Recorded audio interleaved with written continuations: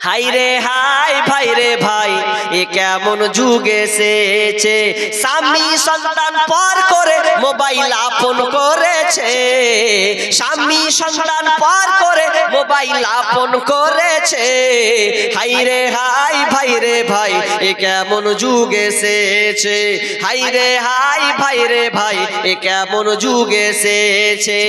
আজকে miss call, কালকে direct, পরশুতে পরিচয়, চতুর্থ দিন আপা বলে খাড়া হয় দরজায়। আজকে মিস কল, কালকে ডাইরেক্ট, পরশুতে পরিচয়, চতুর্থ দিন আপা বলে খাড়া হয় দরজায়। স্বামী জিজ্ঞেস করলে বলে, স্বামী জিজ্ঞেস করলে বলে আত্মীয় এসেছে। হাই রে হাই ভাই রে ভাই, এ কেমন যুগ এসেছে, হাই রে হাই ভাই রে ভাই, এ কেমন যুগ এসেছে।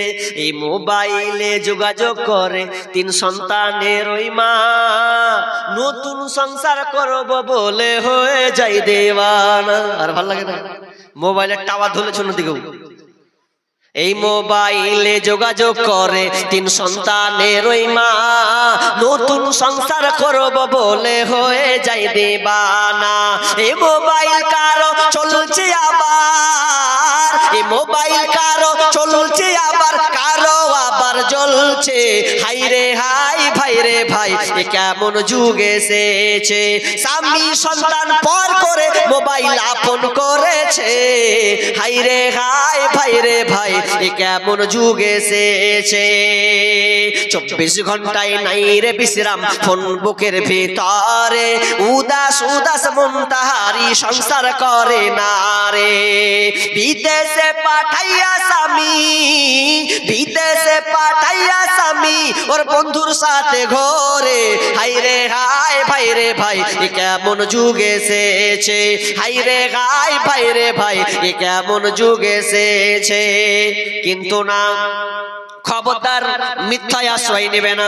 মিথ্যা এমন একটা জিনিস, আজ হোক কাল হোক আপনাকে ধরা খেতে হবে, পাকড়ায় হতে হবে, আপনার সংসারটা ছারকার হবে। সেদিন বুঝবেন, আহারে কেন আমি এই অন্যায় কাজ করতে গেলাম, স্বামীকে কেন আমি ঢাকা দিতে গেলাম। তাহলে 1 নম্বর বললাম, যেই লোকটাকে গাল চিরা হচ্ছে ওই লোকটা হচ্ছে 1 নম্বর মিথ্যাবাদী। তার মানে যারা মিথ্যা কথা বলবে দুনিয়াতে, ছেলে হোক কিংবা মেয়ে হোক, ওই তাদেরকে শাস্তি দেওয়া হবে, তার গালকে চিরা হবে।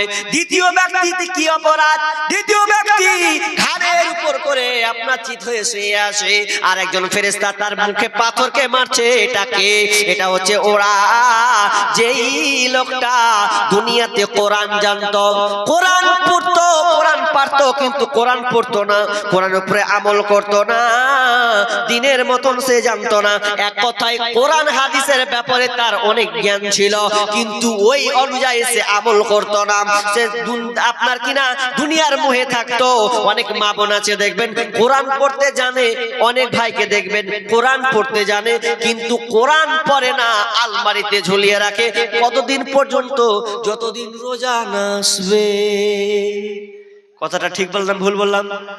তখন দেখে নাও আর কোরআন পড়া একবারে আলমারিতে রেখে দিয়েছে, আর কত ধুল্লা, কত টিকটিকি পায়খানা করে দিয়েছে, অথচ কোরআনটাকে বের করলো না। না, খবরদার না।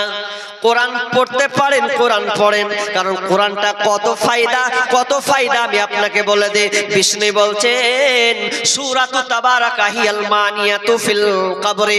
বিষ্ণু বলছেন যেই ব্যক্তি সূরা মুলক তেলাওয়াত করবে, সূরা মুলক যদি প্রতিদিন পড়ে তেলাওয়াত করে, তাহলে ওই লোকটার কবরে শাস্তি কোনোদিন হবে না। এই সূরাটা মুখস্থ করবেন, বেশি বড় নয়, না মুখস্থ থাকলে কোরআনটা খুলবেন, দেখে দেখে পড়বেন। তাবারাকাল্লাযী বিয়াদিহিল মুলক ওয়া হুয়া আলা কুল্লি শাইইন কাদির আল্লাযী খালাকাল মাউতা ওয়াল হায়াতা লিয়াবলুয়াকুম আইয়ুকুম আহসানু আমালা ওয়া হুয়াল আজিজুল গফুর। এই করতে আপনি পড়তে থাকুন। যদি আপনি প্রতিদিন নিয়মিত এই সূরা মুলকটা পড়েন, তাহলে বিষ্ণু বলছেন ওই ব্যক্তির কবরের শাস্তি হবে না। যখন কবরের শাস্তি হতে যাবে, এই সূরা তাকে অ্যাটাক করবে। খবরদার এর গায়ে হাত লাগাবে না, কারণ এ আমাকে প্রতিদিন তেলাওয়াত করত। তাহলে কোরআনে কতটা ফায়দা। আচ্ছা একটা কথা বলি ভাই, লজ্জা নেবেন না, কে কে কোরআন পড়তে জানেন একটু হাত তুলেন তো, একটু দেখবো কোরআন কে কে পড়তে জানেন। কটা লোক? আল্লাহু আকবার, খুবই কম উঠলো, আফসোস হয়ে গেলাম। দেখেন আপনি একজন মুসলিম, কথাটা কষ্ট নেবেন না, একটু বুকে দিলে ঢুকিয়ে নেওয়ার চেষ্টা করুন। কারণ আপনাকে আমি ভালো পথ দেখাতে এসেছি, আপনি আপনার রাস্তা ঠিক করবেন। আমার বলা কাজ আমি বলে দিয়ে চলে যাব, কিন্তু আপনাকে ওটা আমলে নিয়ে আসতে হবে। দেখেন অনেকে হাত উঠলো না, কোরআন পড়তে জানেন না, অথচ দেখেন দুনিয়াবি ব্যাপারে আপনি কত যে সচেতন, এটা করতে হবে, ওটা করতে হবে, এটা করতে হবে, দুনিয়াবি ব্যাপারে আপনি অনেক কিছু করছেন। আচ্ছা যে ইসলাম খানকে আপনি পেয়েছেন, ইসলামকে যে পেয়ে আপনি ধন্য, এই কোরআন আপনি পেয়েছেন, কোরআনটাকে আপনি কোনোদিন একবার চেষ্টা করলেন না? একটা কথা বলছি, দেখেন আমরা নবীকে দেখিনি, দেখেছি কেউ? দেখেনি। দেখেছি ভাই? দেখেনি। কিন্তু নবীকে দেখেননি, কিন্তু নবীর ঠোঁটের জবানি নড়ার যে যেভাবে নড়তো সেভাবে আপনারও নড়বে। কিভাবে নড়বে? নবী যখন কোরআন তেলাওয়াত করেছেন, নবীকে আর উল্টা পাল্টা বলেছেন? যখন নবী দেখেন আপনি যখন সূরা বা যখন আপনি বাকারা পড়বেন, বাকারা পড়তে যখনই আপনি যাবেন তো দেখবেন নবী কিভাবে পড়েছে, ওইভাবেই পড়েছে। আলিফ লাম মিম যালিকাল কিতাবু লা রাইবা ফি হুদাল লিল মুত্তাকিন। মানে নবী ওইভাবে পড়েছেন, ঠোঁটটা ওইভাবে নড়েছে, তাহলে আপনি যখন পড়বেন তার সঙ্গে মিলটা আসবে। নবী ওই ঠোঁটের সঙ্গে মিলিয়েছেন, আপনি ওই রকম মিল, তাহলে এর চাইতে বড় মুজিজা আর কি আছে? আপনি ওই ঠোঁট দিয়ে নাড়াচ্ছেন, তাহলে আমরা কতটা পিছিয়ে আছি বলেন তো? কোরআনটা পড়তে শিখুন, এটা লজ্জার কিছু নাই। আমি নিজে যখন প্রোগ্রাম শেষ হয়ে যায় তখন আমি ট্রাই করি, অনেক মুরব্বিকে শিখাই, বাবজি বসেন, বেশি সময় লাগবে না, কোরআনটা একেবারে সহজ।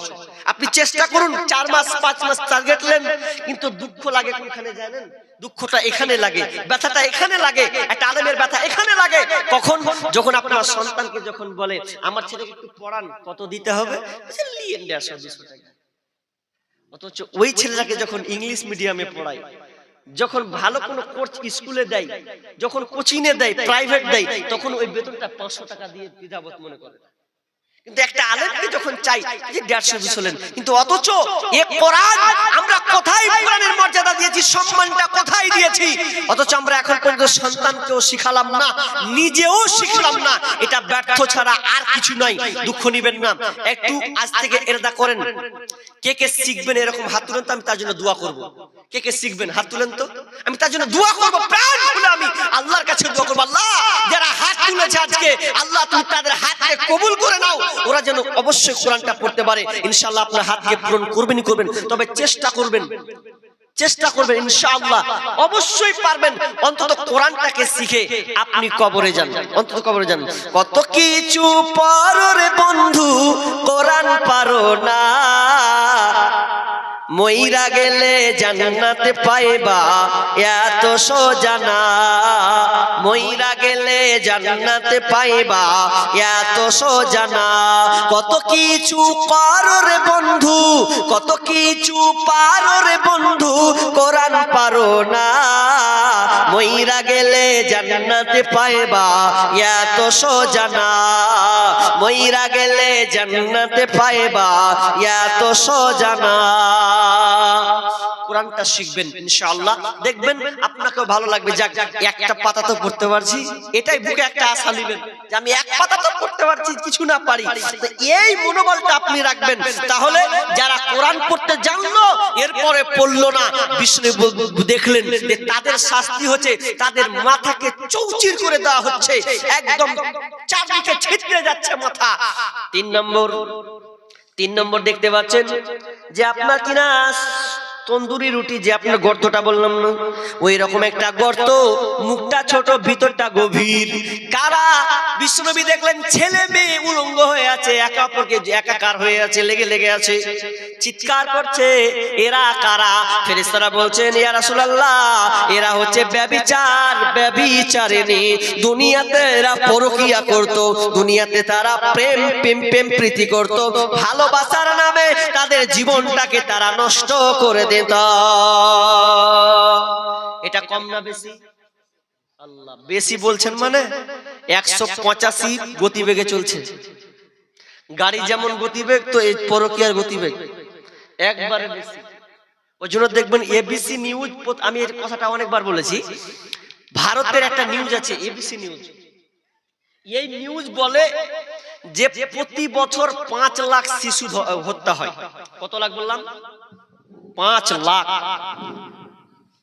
তা কেন হয় তারা দুটা ব্যাখ্যা দিলেন তাদের রোজি, মানে যারা জরিপ করে যেটা পেয়েছে ওরা। একটা হচ্ছে অনেকে ছেলে নিতে চায় না বেশি, একটা দুটা নিচে লাইকেশন করে দিচ্ছে, কিংবা যদি হয়ে গেছে তো বলছে এটা মেরে দাও। আর কিছুদিন থেকে আবার শুরু হয়েছে, দেখলাম কিছুদিন আগে দেখলাম বস্তার ভিতরে একটা বাচ্চা ছেলেকে ভরে রেখেছে। একটা দেখলাম জঙ্গলের ভিতরে একটা সাধু বের করছে, একটা বাচ্চা ফেলে রেখেছে।